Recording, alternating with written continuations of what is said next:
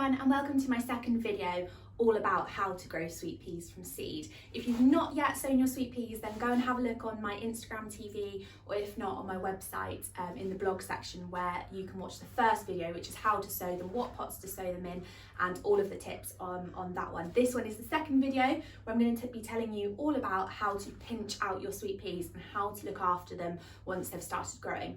So hopefully some of your sweet peas will be starting to push through the soil, and you'll start to see the germination and the little green shoots coming up. So a lot of us put them in a warm place to get them germinated, and then we've brought them either into a cold frame, a glass house, or a very cool light part of the house. Yours probably won't be this tall just yet. These are ones that I sowed, sweet peas that I sowed before Christmas, but I thought it was a good time to show you how you need to pinch out and why we call it pinching out and why we do it. So I'm obviously in the greenhouse, so these ones were sowed before Christmas in the warm, and then they've come outside and they've grown.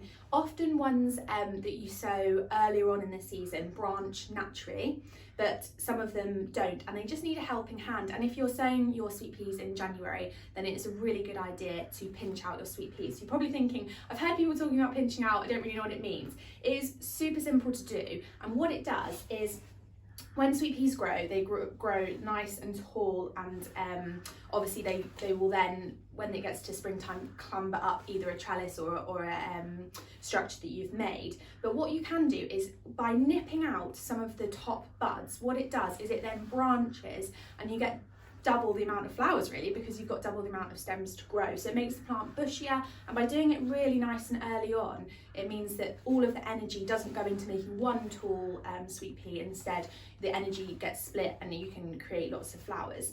The science behind it is that there's hormones in the plant, and what they're called is auxins, and what's on the side of the sweet peas is these little nodes that will come out, and if you pinch the top, the hormones will stop going to the top and telling it to keep going towards the light, keep going taller.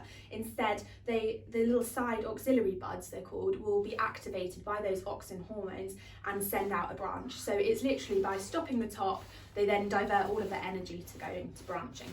So it's a really good thing to do. There's lots of different plants you can do it with. I know that lots of people do it to their dahlias as well. When their dahlia tubers grow, they pinch out the top, and then therefore it sends out two side shoots and gets branching as well. So this one here, you can see I've pinched out earlier and is in two different bits. This one here, because I planted 3 per pot, has even got 3 branches, but this one here is very, very tall and thin, and it really needs pinching out. So when they're about 10 centimetres tall roughly, or if not, definitely by the second set of leaves, all you need to do is just pinch the top.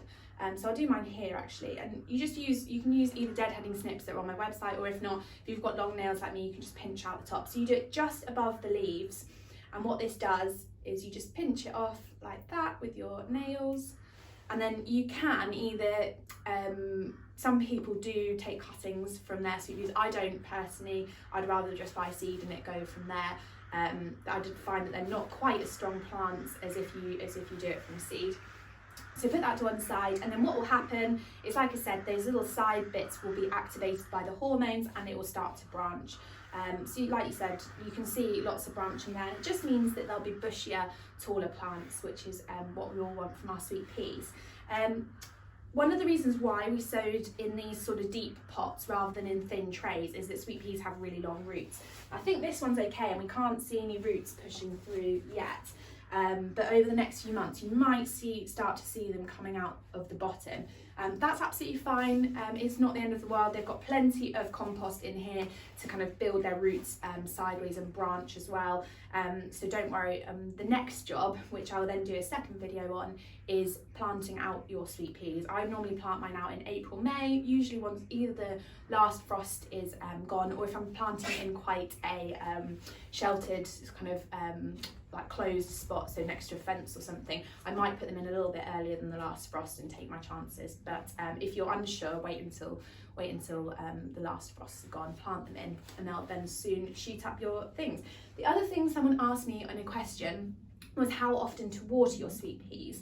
You don't want to water them too often, because what happens is there's lots of nutrients in this compost that you'll have bought or used your own, and what you don't want to do is overwater and then all the nutrients come out of the bottom. You want to make sure it's moist but not running all the way through, because all you'll do is just wash all of the nutrients out, and you'll then need to use seaweed feed or something similar to then top up the nutrients. So just keep them damp, but not absolutely soaking wet.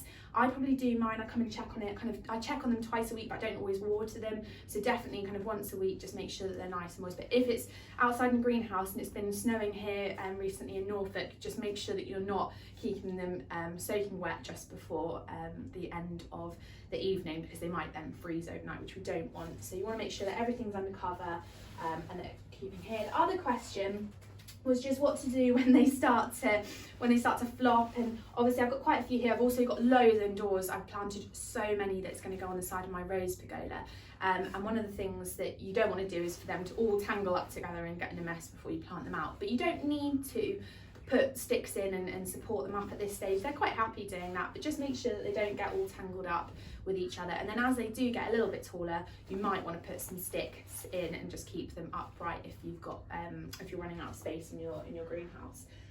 But yeah, I hope that was helpful. So pinching out helps it to branch and get more flowers in the long run. It might seem drastic at the time taking out them. I hope that was a helpful one, but the next video on sweet peas will be when we plant them out. So good luck if you are pinching, and speak to you all soon.